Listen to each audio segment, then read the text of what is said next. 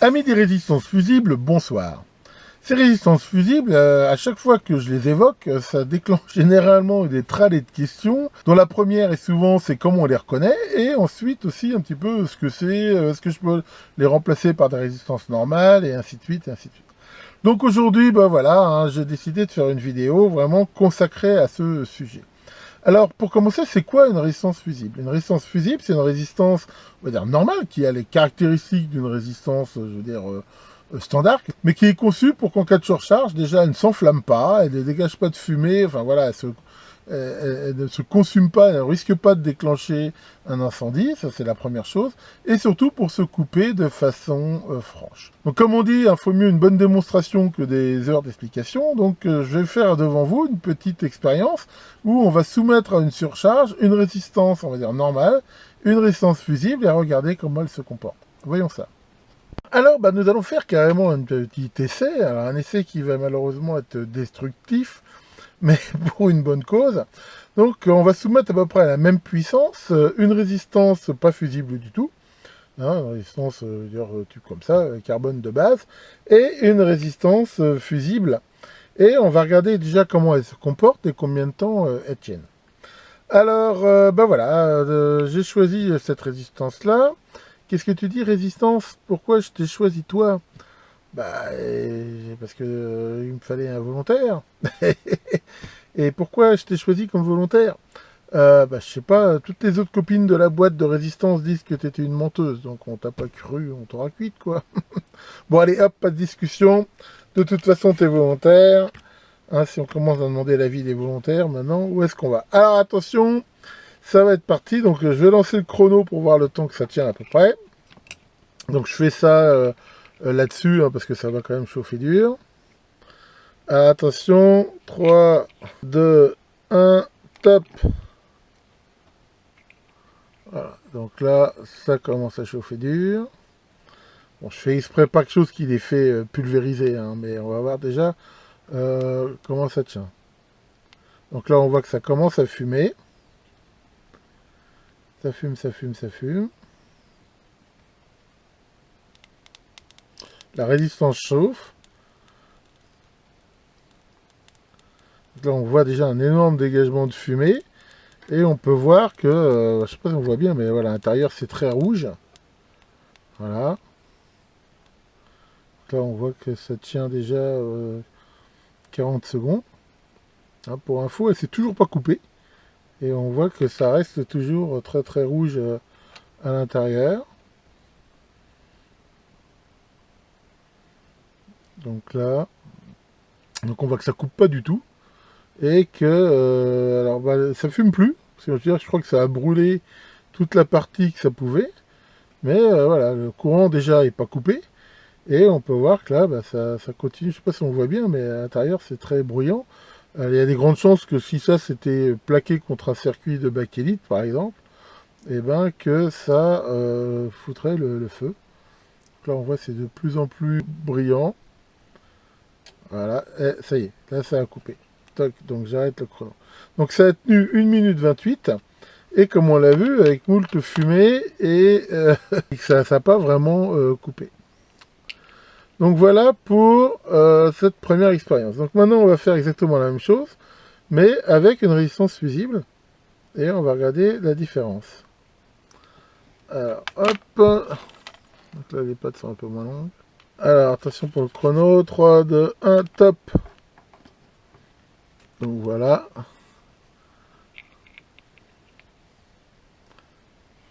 Donc pour l'instant on voit rien de spécial.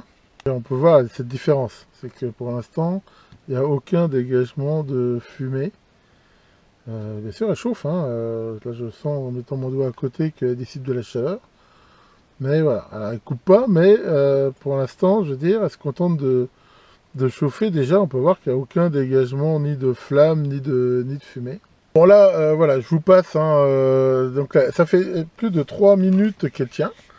Et ce qu'on a pu voir, c'est qu'il n'y a eu absolument aucun dégagement de fumée, ni rien du tout. Hein, elle est très chaude, mais voilà, à la limite, pour l'instant, elle n'a pas brûlé. Alors, par contre, elle ne s'est pas coupée. Maintenant, encore une fois, le problème, hein, de toutes ces résistances, hein, c'est de la récup, là. j'ai absolument aucune indication sur est-ce que c'est réellement une résistance fusible ou juste flame-proof.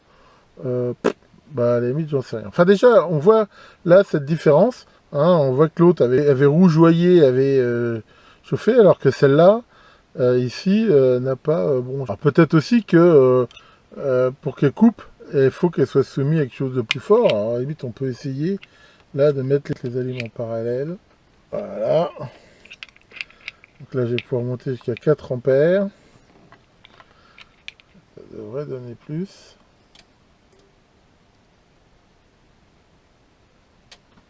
Tac. Et voilà. Ça a coupé. Comme on a vu là, ça a coupé quasiment de façon franche. Donc la démonstration est faite. Hein, cette résistance là, comme on peut le voir, hein, elle a énormément chauffé. Hein, là, je vois, elle est super chaude. Mais elle a absolument pas dégagé de fumée, elle a absolument pas rougeoyé ni rien du tout, et elle s'est coupée de façon franche quand elle a dépassé sa capacité maximale. Alors, deuxième question, justement, c'est comment on les reconnaît. Eh ben, c'est pas toujours facile. Je veux dire, si on n'a pas d'autres infos que le composant en lui-même. Généralement, les résistances fusibles, hein, mais pas toutes, et on peut les repérer parce qu'elles ont toujours un petit peu, comme je le dis, cet aspect un petit peu granuleux. Hein. Elles ne sont pas forcément de couleur verte ou de couleur bleue ou grise. Hein. La couleur, en fait, c'est pas vraiment un signe. Mais elles ont, je veux dire, cet aspect un peu granuleux. Alors, quand on connaît leur provenance, leur marque, selon les constructeurs, il y en a qui ont un anneau. Hein, par exemple, dans la vidéo, là, je vous mettrai une super vidéo de Burr Bonds qui présente ces résistances fusibles, où là, ils expliquent bien alors qu'ils ont un marquage spécifique, mais voilà, il est spécifique à Burr Bonds. C'est pas vraiment forcément normalisé. Maintenant, donc, quand on voit déjà des résistances qui sont comme ça, un petit peu, je veux dire, granuleuses, eh ben, on peut supposer que c'est une résistance fusible, mais encore une fois, il y a des résistances de puissance qui ont cet aspect-là, qui ne sont pas des résistances fusibles. En fait, je vais être clair, je veux dire, quand on a juste un composant, comme ça, le fait de savoir à coup sûr que c'est une résistance fusible, pour moi, c'est pas possible. Maintenant, j'ai jamais vu de résistance fusible qui ressemblait à ça, par exemple. Hein, j'ai jamais vu de résistance fusible qui ressemblait à ça. Maintenant, ça ne veut pas dire qu'il n'y en a pas, ça veut dire que j'en ai jamais vu. J'ai pas la science infuse. Hein, voilà, des résistances pareil, des résistances de puissance, hein, voilà, un petit peu comme ça. C'est pas spécifiquement des résistances fusibles. Donc voilà, c'est pas forcément facile à voir. Et en même temps, il existe, comme je l'ai dit, aussi des résistances qui sont flame-proof. Ça peut être des résistances spécifiquement fusibles. Ce qui est sûr, c'est que généralement, les résistances fusibles sont flame-proof. Flame-proof, ça veut dire quoi? Bah, comme on l'a vu dans ma démo, la résistance, quand elle était soumise à une surcharge, elle n'a pas fumé, elle n'a pas rougi, elle n'a pas dégagé de flamme. C'est pour ça qu'on les appelle flame-proof. Hein, en anglais, ça veut dire qu'ils ne brûlent pas, hein, ou nifugent quelque part. Elles sont faites pour bien sûr chauffer, elles chauffent, mais a priori, elles ne s'enflamment pas. Donc de toute façon, généralement, passer une certaine surcharge, elles se couperont forcément. Mais voilà, elles ne sont pas forcément, je veux dire, spécifiées par rapport à ça. Par contre, il y a des résistances donc, qui s'appellent réellement, on les voit dans les specs, qui s'appellent fusibles et qui sont, je veux dire, flame-proof, parce que justement le but c'est de protéger. Et elles, on va dire, cumulent les deux propriétés. Alors par contre, quand on les commande, là par exemple, c'est pour ça que je les ai bien mis à part, là j'avais commandé, je crois, sur eBay, des résistances de 10 ohms, 1 watt, et qui sont vraiment spécifiées pour être des résistances fusibles. Alors j'ai pas le datasheet, malheureusement, hein, mais voilà, le constructeur disait que, si elles étaient soumises à plus d'1 watt de façon assez longue, hein, elles se coupent. Alors, comme vous le verrez aussi, je vous conseille vraiment de regarder cette petite vidéo que je vous mets en lien, là, parce que je pense qu'elle explique bien. Les résistances fusibles, leur vitesse à se couper est bien sûr proportionnelle à la surcharge. C'est-à-dire, plus elles vont être surchargées, plus elles vont monter en température très vite, et donc plus vite elles vont se couper. Donc c'est évident qu'une résistance comme ça, si on l'a simulée directement, par exemple, à la tension secteur, voilà, ça va être relativement très rapide. Mais voilà, normalement, elle ne devrait pas brûler ni risquer de dégager un incendie. Par contre, ça n'empêche pas que ça peut exploser ou, je veux dire, avoir une réaction qui est assez violente. D'ailleurs, on avait bien vu sur le petit circuit là que je vous avais montré, ça fait quand même des traces noires et tout, mais voilà, a priori, on voit que ça n'a pas brûlé, quoi. Donc ça, c'est voilà pour la reconnaissance. Donc encore une fois, bah, je dirais, il y a un petit peu l'expérience. Alors après, quand on fait du dépannage, par contre, des fois, on a deux autres indices qui peuvent aider. Alors le meilleur indice qu'on peut avoir, c'est soit on a le schéma, soit, comme on peut voir sur ce circuit-là que je vous avais montré, on voit que l'emplacement de la résistance, elle est notée FR 10 ohms. Et FR, justement, c'est pour Fuse Resistor. Hein, très souvent, sur les PCB, sur la dénomination des résistances fusibles, elles sont notées différemment. Ce ne sont pas forcément FR, mais elles ont une notation différente des autres résistances. Donc ça, je veux dire, c'est un indice fort. Si bien sûr, en plus, on a le schéma, le manuel de service, bah, généralement aussi, c'est spécifié. Donc ça, on va dire, c'est le deuxième indice qui peut vraiment aider à les reconnaître. Et le troisième, eh ben, c'est en faisant un petit peu de rétro-engineering, c'est de regarder un petit peu comment elles sont utilisées. Or, dans beaucoup de cas d'alimentation, comme celle-ci, on voit que cette résistance, eh ben, elle est en série directement avec, je veux dire, l'alimentation. On voit bien que le 220 arrive ici, arrive directement sur cette résistance, et derrière alimente le circuit. Et ça, c'est une topologie qu'on retrouve très souvent pour les résistances fusibles, parce qu'elles ont déjà ce rôle de limitation du courant de démarrage. Alors, pour bien comprendre ça, bah, c'est pareil. Je vous ai fait une petite expérience qu'on va regarder ensemble pour bien voir comment une résistance a un effet justement sur la limitation de ce courant de démarrage. Voyons cela. Pour voir maintenant le rôle aussi de certaines de ces résistances fusibles, et justement sur leur côté un petit peu plus résistif, nous allons aussi regarder un phénomène que je vais vous simuler ici et qui, je pense, bien montrer ce qui se passe. Prenons cet exemple-là d'un montage qui consomme très peu, parce que mon montage c'est quoi? C'est simplement une LED avec une résistance. Donc voilà, en gros c'est un montage, je veux dire, qui normalement consomme dans les 20 mA. C'est vraiment donc une consommation très faible. Mais ce montage, j'ai besoin d'une tension très stable, et ainsi de suite, et donc j'ai beaucoup de capacité, on va dire, dessus. Donc quand il est à l'arrêt, les capacités sont déchargées. Voilà, j'ai un petit peu forcé le trait, j'ai mis une capacité de 10 000 micros. Mais enfin, à la limite, pourquoi pas? Donc sur un tel montage, on va voir qu'il y a un énorme appel de courant juste au moment de la mise en route. Alors pour le visualiser, on va faire quelque chose de très simple. J'ai remis ma super sonde de courant là, que je vous avais montré, et sur mon oscilloscope, voilà, que j'ai réglé pour se déclencher au moment où on va mettre le courant. Donc là, je me mets comme ça en mode single. Alors ce qu'il faut comprendre, c'est que là en plus je l'alimente avec une alimentation qui elle-même a une limitation de courant de l'ordre de 2 ampères. Donc qu'est-ce qui se passe au moment où on branche? Alors allons-y. Toc. Voilà. Qu'est-ce qu'on peut noter? Bon, on peut noter un pic de courant là qui est même très très fort. Il a duré très peu de temps, mais il est monté très très haut. Pourquoi? Parce que il y a un condensateur aussi en sortie de la ligne qui lui-même s'est déchargé à l'intérieur. Donc il y a eu un pic de courant très très fort dû à la présence de ce condensateur. Ensuite, ce qu'on peut voir, cette courbe là, c'est la limitation de courant de la lime, qui, comme je vous l'avais montré dans une autre vidéo, met un certain temps à réagir, qui a limité le courant à 2 ampères. Qu'on voit ici, donc le temps que le condensateur se charge, et une fois que le courant a descendu en dessous de la limitation de courant, le courant a baissé tout doucement pour arriver ici à une valeur qui est, comme je l'ai dit, très faible, qui est la valeur donc de consommation du circuit.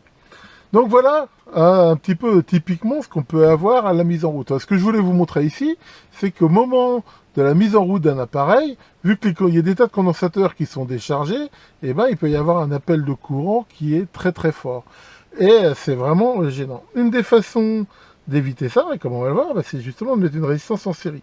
Donc là, je prends une résistance de 10 ohms, une résistance, on va dire, tout à fait classique, et cette résistance-là, je vais la mettre en série avec le montage, et on va refaire exactement la même manip. Et attention, voilà. Et là, qu'est-ce qu'on voit? On voit que le courant, il y a eu en effet un appel de courant, mais on voit qu'il s'est limité. Alors c'est vrai que ça a duré un petit peu plus longtemps, mais on voit que ça n'a pas dépassé 1 ampère. Ça n'a même pas déclenché la limitation de courant de l'alimentation. Donc c'est sûr que cette résistance-là, au moment de la mise en route, elle a fait une baisse de tension. U égale RI, 10 fois 1, ça veut dire qu'on a à un moment donné eu 10 volts aux bornes de la résistance. Dans l'alimentation du circuit, il y avait très peu de tension, mais on voit que la tension a augmenté tout doucement, mais à la fin, voilà, le truc il consomme plus rien. Maintenant que le condensateur est chargé avec cette résistance, la résistance, le montage, comme je l'ai dit, il consomme dans les 20 mA, donc ça veut dire que la chute de tension au bord de la résistance ici est très faible. Qu'est-ce qu'on a eu finalement comme effet? L'effet qu'on voulait avoir, à savoir que quand il y avait beaucoup de courant, la résistance, elle a limité ce courant au prix bien sûr d'une chute de tension qui était importante à ces bornes, mais qu'une fois que tout ce petit monde s'est trouvé chargé, la chute de tension qu'elle amène est négligeable. Et on a bien cet effet de protection contre les courants, les inrush current, comme disent les Anglais, de démarrage. Ah, on voit bien ce rôle-là de limitation de courant. Alors par contre, pour le coup, là, il n'y a rien qui oblige que ça soit une résistance fusible.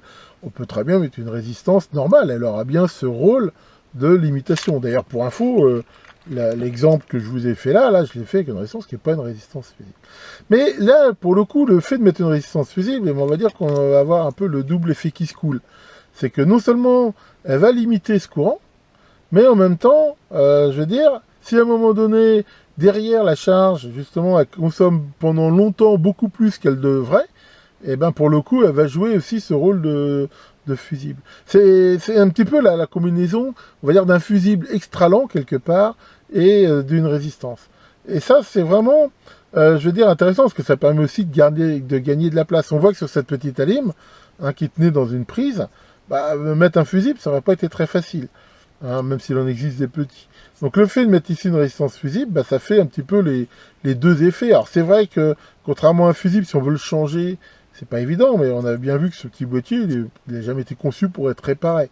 Là, l'idée de mettre un côté fusible, c'est juste pour éviter que tu veux mettre le feu à la maison, plus que dans un cadre de réparation. Donc dans beaucoup d'endroits, en effet, les concepteurs mettront des résistances fusibles, vu que ça va cumuler un petit peu ce rôle de fusible et de résistance. Donc c'est vrai que quand on fait un petit peu de rétro-engineering du circuit, si on a une résistance qui potentiellement a une gueule de résistance fusible, qui se trouve justement comme ça en série, ou série avec une charge relativement importante, il y a quand même des signes, des fortes possibilités que ça soit une résistance fusible.